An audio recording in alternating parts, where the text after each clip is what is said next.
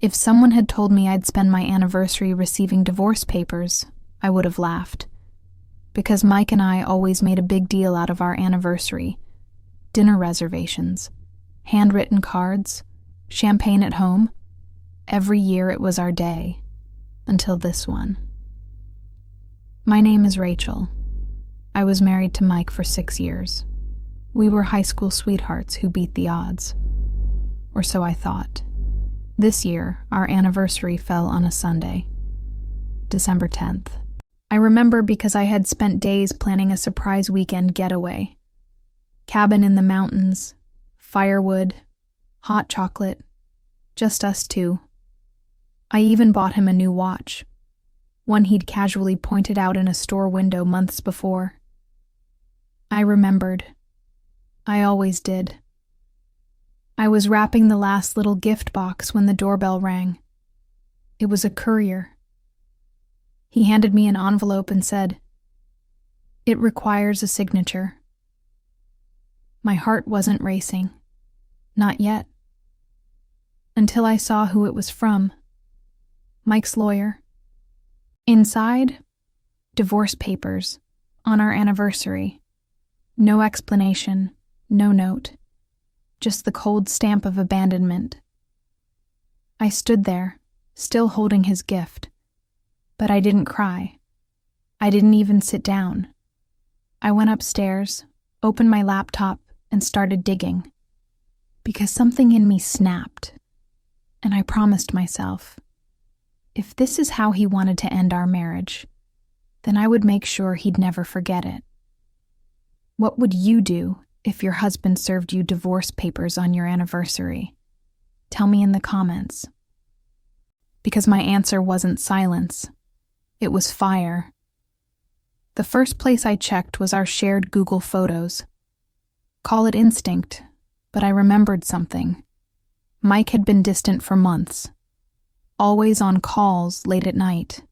Weekend errands that took hours. Unreachable during trips that were only supposed to be one-day conferences. So I checked the timeline. He'd gone out 2 weekends ago when I thought he was at his brother's. Only, there was a photo. One of those automated uploads. A restaurant. A glass of wine, and a woman's hand. I zoomed in. There was a ring. Not a wedding ring, but something flashy. I didn't recognize it, or the nail color. Definitely not mine. Then came the texts. He forgot to log out of our shared desktop. Rookie mistake.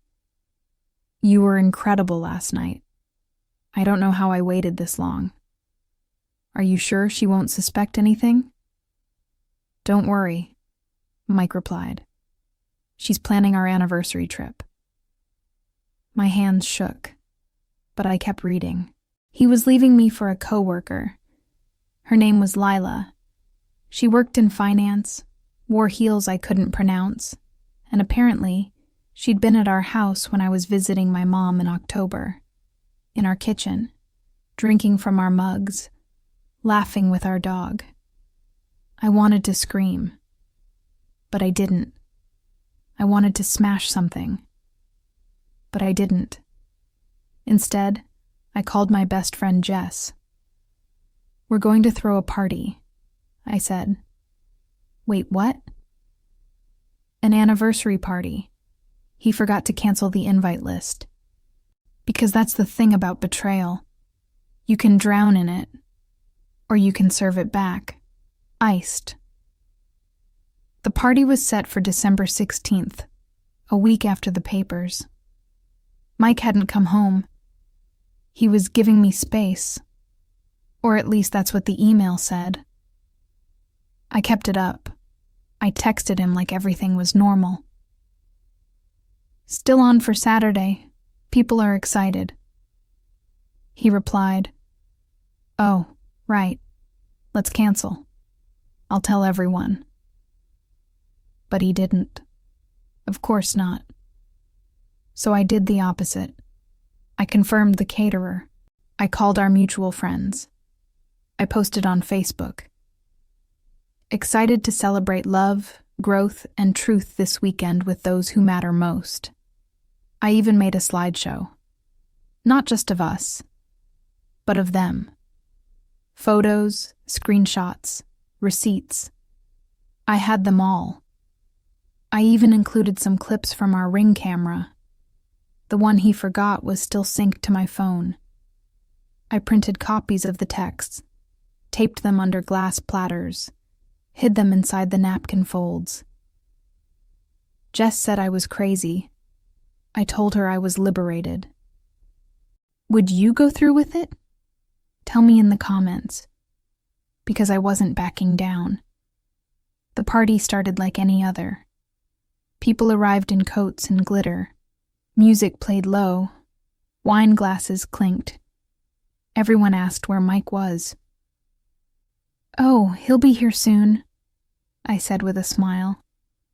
I made a toast early, thanked everyone for being part of our journey, said love taught me resilience, and then I played the slideshow. "A short film," I said, "about clarity." It started with old photos, vacations, smiles. Then came the messages, the hidden dinners, Lila's LinkedIn photo, their messages, her "I miss you already" after a hotel night in Denver. Gasps, whispers. One friend covered her mouth, another whispered, "Is this real?" Then the final slide. He sent me divorce papers on our anniversary, so I sent him this. It was a screenshot of an email I had just sent to his boss. Subject: Conduct and Company Policy.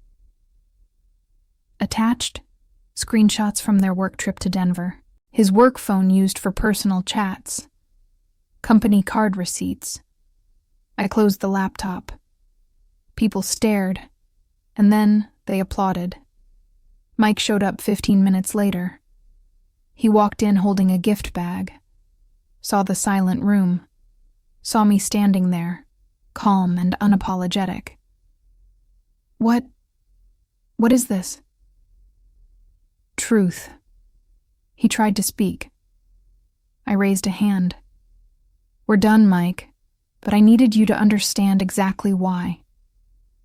He turned, left without a word. Later, Lila texted me, "You didn't have to humiliate us." I replied, "I didn't have to. I wanted to." It's been 6 months. He lost the promotion. Lila transferred to another branch. Me?